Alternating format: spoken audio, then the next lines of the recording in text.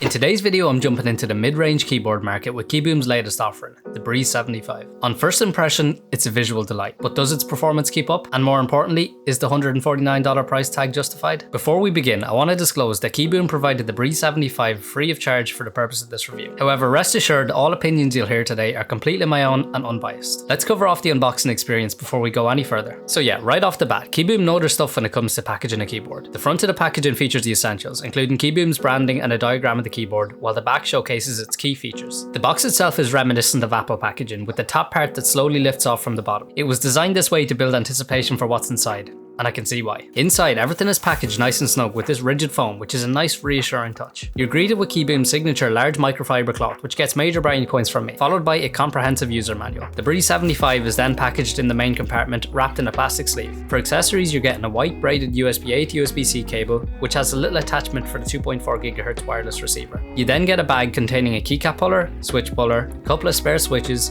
spare rubber case feet, some spare screws, and finally a little screwdriver. Talk about starting things off on the right foot. It's quite clear when a company values their users' experience, and KiiBoom has absolutely nailed the unboxing. Okay, I'm going to go over some of the main specs and features before I get into my own thoughts and opinions. The Breeze75 starts off at $149 on KiiBoom.com. It features a 75% layout with 81 keys on the knob. It comes equipped with tri-mode connectivity, meaning you can connect via Bluetooth, 2.4 GHz wireless, or wired USB-C. The board features an 8000 mAh battery. With the main specs and features out of the way, let's start by discussing the design and aesthetics of the keyboard. Okay, right from the get-go, I'm a huge fan of the aesthetic of this board. I've got the green theme on hand for this review, but it also comes in a variety of other colours that I think will fit quite a lot of people's preferences. Though I might have liked to have seen a blue theme as well. I feel like this green theme would fit pretty flawlessly into those aesthetic, naturey theme setups, and I have to mention what I deem to be the likeness to the hugely popular Owlet F75. I'm a huge fan of that keyboard, and on first impression, the Breeze75 gives off kind of a more premium version of that. Talking a bit about the build quality and feel of the board, yeah, it feels really well constructed with the combination of acrylic and aluminium parts on the case. The main structure of the case is composed of rigid acrylic complemented by a metal top plate and metal back weight, which together create a premium and sturdy feel. Overall, the keyboard has a pretty substantial weight relative to its size, with a super good build quality. Flipping the board over, I'm going to quickly go over some of the physical features on the case. The underside is split 50-50 between this clear acrylic and the aluminium back weight. The clear acrylic provides an unobstructed view of the back of the PCB and features a series of LEDs that create a beautiful underglow effect. Although these LEDs aren't synchronized with the main backlight, you can still cycle through the various effects. The aluminium back weight is super clean with a nice tasteful KiiBoom logo engraving. It actually doubles as a tray for holding the batteries as well. Other than that, you get 4 rubber case feet as well as 8 screws for disassembly. Moving to the edges of the board, the acrylic wraps around most of the way, with the aluminium plate at the back containing the connectivity zone. These controls are situated centrally on this recessed part of the back way. Here you'll find the USB-C port, followed by the operating system toggle and connection mode toggle. It's minor, but yeah, I just really like how neat looking these controls are. Moving back up to the top of the board, it's quite clean and minimal up here. You're getting a compact 75% layout with the delete key positioned in the F13 spot. Whilst I usually prefer exploded layouts for easier navigation without looking at the keyboard, I must admit this neat and tidy design does appeal to me. In the top right, you'll find a nice metal multifunction knob. The default function of the knob is for multimedia control, but if you hold down the knob for a few seconds, the function changes to control the RGB backlighting. The knob has super pronounced tactile bumps with a nice textured pattern on the sides. It also requires a small screw for removal. Lots of attention to detail here. It reminds me of the saying, do one thing and do it well. KiiBoom has embraced a minimalist feature approach, and from what I can see,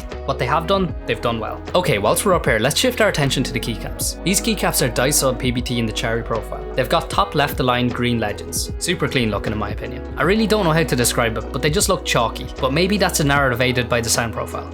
More on that shortly. Overall, these keycaps feel really smooth and the colours all complement each other beautifully. Moving on down the layer deeper, let's take a look at these switches. The Breeze75 comes equipped with KiiBoom's own matcha latte switches, which are aesthetically the perfect match for this variant of the Breeze. So, these are a 5-pin pre-lube linear that require an operating force of about 55 grams, placing them right around the mid-force range. However, I didn't experience any fatigue over prolonged use, but that's not to say you won't. It's kind of a personal preference thing, so you need to try it out yourself. Just know, I had a very satisfying typing experience with these switches. Okay, moving on to the sound profile. As mentioned earlier, the keyboard produces an extremely poppy, chalky sound profile. The matcha latte switches produce a distinctive chalky sound that comes with a bit of a scratchy texture, giving it a raw and authentic feel that I'm really happy with. Now, I want to give a fair warning that the Breeze is definitely a loud keyboard, so if you plan on bringing it into the office, you should probably expect some head turns. Now, moving on to software compatibility. Unfortunately, QMK NVIDIA is off the table here, which I would have liked to have seen in a keyboard at this range. range. KiiBoom ships their own proprietary software for both Mac and Windows, and it allows you to remap your keys over several layers, tweak your function key behavior, create macros, as well as adjust your lighting. I believe this software is a customizable plugin template used by many keyboard companies. Its user interface is quite lacking, so I'd love to see improvements in this area. Okay, so the Breeze boasts dual 4000 mAh batteries, totaling 8000 mAh. In my experience, the Breeze ranks among the top few percent for battery capacity. In my opinion, this large battery capacity is one justification for the premium price tag. In wireless modes, there's a handy battery level indicator shortcut you can perform by holding function and backspace. Segueing smoothly from battery performance, the board has full RGB backlighting with several modes you can cycle between, using the shortcut key, function and backslash. I found the backlight to be nice and vibrant as well. If you're planning on using this keyboard for gaming, it's rocking N-key rollover as well as a 1 millisecond response time in wired modes, so it's well capable. Okay, I'm going to perform a teardown to showcase the internal structure of the keyboard. To get this thing opened up, there's 8 screws at the back you'll need to remove using the included screwdriver. One pain point I encountered during this assembly was the fact that I didn't have an Allen key small enough to unscrew the knob. For this reason, I think including a small Allen key in the accessory kit would have been a really nice touch. At this point, you'll be able to lift the top aluminium plate off. There's just one single ribbon cable to disconnect. Make sure to proceed with caution whilst unplugging this. The internal sandwich is surrounded by this silicone gasket ring, which you don't often see in keyboards nowadays. To set the internals free, there's a whopping 12 more screws on the back. Okay, so you're getting a non-flex cut polycarbonate plate with prelude plate mounted stabilizers and a couple of silicone strips for dampening the spacebar. For phones and films, you're getting this kind of dual purpose foam and IXP switch pad, followed by a PET film. The PCB is both 3 and 5 pin hot swappable with south facing RGB LEDs. Moving down into the case, there's another 7 screws. Once removed, dislodges the back weight, housing the dual 4000 mAh batteries as well as the daughter board that sets the USB-C port as well as switches in place. Overall, I'm just so impressed with the attention to detail seen throughout this keyboard, though KiiBoom went screw heavy on this disassembly. Okay, as always, I'm going to play the sound test before I leave you with my closing remarks and recommendations.